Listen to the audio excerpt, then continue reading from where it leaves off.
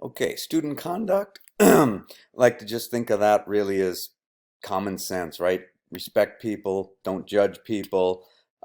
We talked a little bit about drug use before, and just read this. I mean, your reputation starts now, which you think might be kind of fun, making a joke out of college. It really can come back to haunt you. Watch the language in the classroom. Don't make judgments about people's preferences when it comes to anything. Just, one word, respect. Somewhere on your syllabus, there might be a section that says probable projects or a rough class outline of what's due per week, or it may just simply say refer to announcements for the schedule. Either way, what is on the syllabus as far as any hint of a schedule really doesn't matter. The announcements trumps. The announcement says what is due for the following week, and sometimes several weeks in advance. Anything else, probable projects, is just to give you an overview of what to expect in the class. But to stay on track to meet the deadlines, always look at what is posted in the announcements section of the learning management system. Just want to say something real quick here about time management. The old adage is that for every unit, your classes, and most of them for you guys, probably 3 units, is 3 hours of homework. So 3 times 3 would be 9 hours of homework. So you got to block out a time to go to class, or if it's an online class, to make time to do the online stuff, but then plus the time for the homework. Does that vary per person? Yes, of course it does. But what we talked about earlier, if you want to work in this industry, you probably need to be on a much higher side than that. So set up realistic expectations for yourself. Don't take 15 units and then also think you're going to produce phenomenal work that gets you noticed. So you're in a kind of a catch-22 there. So before we move on to the back page of the agreement, now's probably a good time to pause and think back if you have any questions, because we're about to commit to this thing. And so you should have the very back page of the syllabus, and if you're here with me in class, I would have given you a copy of something like this. And basically what we're going to do is make sure we understand each one of these statements, and then you'll put your initials next to them. First item, I have read and understand the syllabus instructed by, for such and such class, instructed by Steve Gonzowski. If you're happy with that statement, put your initials there. If not, ask me questions and I will make sure you understand the syllabus. I understand that it is my responsibility to maintain 5 student contacts from this class in the event that I miss a class, which goes hand in hand with this one. I understand that it is my responsibility to contact other students and find out what took place in class and what is due for the next class. So 2 things about that. One is you also have the additional help of the announcements in the learning management system. And this is not a statement that says, don't ever email me. This is really just saying, I don't think I've ever met an instructor who doesn't agree that the most ridiculous email you ever receive from a student is the one that says something like this: I haven't been in class for a while, did I miss anything? And the smart aleck answer the instructor always wants to say is, no, we were just waiting for you. The reason this is so important for us is ours is not a scripted class where the teacher just comes in and reads lecture notes and you take notes and then you memorize. We're a studio class, so it's very dynamic what happens in the class. Every semester is a little bit different and what gets emphasized based on the class dynamics. So you don't need from me what took place in the class. You need someone who's on the other side of the classroom to let you know what took place. So I don't have a set of notes that I can send you, but another fellow good student might. So why 5? Well, there's a lot of dropout at first, the first week or two in many of the colleges, and just betters your chance if someone isn't available to help you out. That being said, I do want to say that I am good about answering emails. I just, there's certain emails, like I said, that are pretty, let's just say, avoidable. But The emails that I am very willing to answer quickly are the ones that say, I did make sure that I knew what was due in class before I left. However, when I got home and I started working on the project, I realized this could be interpreted this way or this way. I love emails like that because it helps me out. It helps me explain things better in the future. Perfect segue into this one. I understand that it is essential that I understand what is posted in my learning management system announcements each class before I leave. Each class a new announcement will appear explaining what is due for the next class. I will ask questions to make sure I am prepared for the next class. I understand that projects/preparations are due at the very beginning of class and are reduced by a minimum of a full grade for each class they are late. After 3 classes, a grade of 0 is final. That was discussed earlier in detail, so look at the table of contents of the videos. Go back if you need a refresher on that. I understand that as a student in a college class, the works that I produce may be used/reproduced to promote classes offered by the college. So may show up on the college's website, what have you.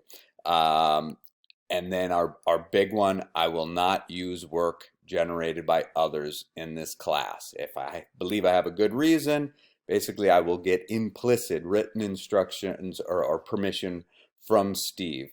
If I use the work of others as a placeholder. Now sometimes I'll say next week bring in 3 comps of possible ideas for the project. That's not a whole lot of time to really bring 3 awesome works together using your own photography and illustrations. So sometimes a student may find it necessary, rather than just do a quick drawing, to grab an image from the internet that represents what they'll be looking for. What I ask that you do is you put in big letters across that image, placeholder. You can, dim it down, make it look like a watermark, but under no circumstances should any work ever be shown in our class that is someone else's without being clearly marked by that. The main reason is sometimes, and I did have this really unfortunate incident happen in a class one time, where a person brought something in, probably as a placeholder like that, didn't mark it. Everybody in the class thought it was great. We were actually working for a semi-real client, another division in the college. That instructor saw it, thought it was great. I think at this point the student was like, yeah, let's just roll with it. Well, right before it went into production, luckily, we realized it was an exact copy of something from a magazine. That kind of stuff can get the college sued, and that's bad for everyone. There are a lot of misconceptions out there about how copyright infringement works as graphic designers. Don't believe half of what you hear. There's a lot of garbage out there that says that if you change the document substantially or the original image substantially, like 70% is thrown out there. That is all BS. This was an AP, Associated Press photograph. Shepard Fairey used the photograph to make this screen print for Obama's 2008 Hope campaign. He was sued, he lost. It even gets uglier than that. He tried to cover up evidence and then he was fined. So read it, it's a very interesting read. For role-taking purposes, please put the name that'll appear on my roster here. If you've changed your name from Charles to Chucky and Chucky appears in your official stuff, you can put Chucky there. That's fine. But if not, put the full name. You get a chance to tell me what you want me to call you later. Sign it, date it, and then here you go. Name you'd like me to call you in class. So put the first name that you like to be called there. So in my example, Steven Gonzalski would go up here, but I'd prefer to be called Steve. So I'd write Steve there. And please do that. It's always seems weird to me. You put Alexander, you don't put anything down here, and then when we get around to introducing yourselves in class, you say, "Hi, I'm Alex," and I'm like, "Well, why do you want me to call you Alexander?" And then we have when we're sitting around in class just working on stuff, and I'm walking around maybe answering questions or checking work. I like to put music on. And I don't think it's fair that you get stuck listening to what Steve thinks is good music. So give me a name of an artist and I will build up a Pandora radio station for the class. And this actually works pretty good as long as you follow a couple guidelines. I like to say, like, pretend like you're going on a road trip with your grandma.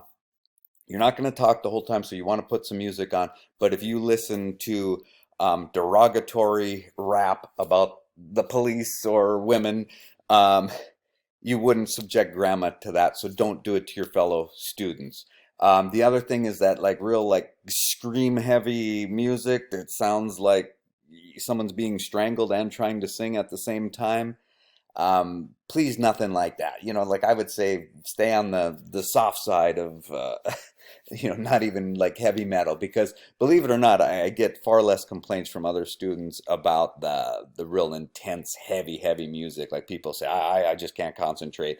And what happens is if it's really, foul language music or too aggressive in style, I just give it a thumbs down, and eventually you're not represented anymore on the station. So pick something that's classroom friendly, and then that way you get to say, hey, I'm part of this station. Pandora really works good for that because it'll make blocks of whatever you guys are choosing. So it'll play like a block of classic rock, then maybe a block of classical music, and then maybe a block of contemporary hip hop music, what have you. Works out nice. I enjoy it. Kind of keeps me up to date with what you guys are into. I know I briefly mentioned it probably a couple times that I don't round up grades. Please understand that, and don't try to make me feel bad by saying, "Oh, I'm trying to get into such and such college, and if I had an A in the class, this would really help." I'm going to emphasize that the grades are posted in the learning management system all semester, so you know where you stand. If you're clearly in the B range, you've probably been there all semester, or you've at least had a chance to see yourself in the B range, either heading up to the B range, heading down, but please don't try to put a guilt trip on me. A little bit about turning things in. You need to pay attention not only to the due dates posted in announcements, but also how the assignment is to be turned in. Unless otherwise specified, you're just going to hand it to me at the very beginning of class, or stack them up on my desk, what have you. But pay attention, because sometimes they will be on a server, inside of a folder on the instructor station, etc. I do not accept assignments via email, except in a very rare situation. And just quickly, I'll tell you the reason why is it creates a record-keeping nightmare. If all the other students are turning in stuff in a folder on the computer, and then you email me one to try to put things back together, it just ends up taking way more time than you can imagine. So unless you get some kind of rare like exception from me, which you can always ask, but under normal circumstances, just don't assume that you can email me something and then I'm going to consider it turned in on time or late or what have you. When you turn in electronic documents to me, without exception, they are always named this way: your last name, an underscore, your first name, an underscore, just a short little description of what the project is, and then followed by the software extension. So the answer to this question is all documents will be named last name, da da da da. And finally, the mystery question, just to round it out to an even 10. What's the thing I've been emphasizing? So just simply write in the word announcements here. Remember to check it, ask questions on it before you leave each day.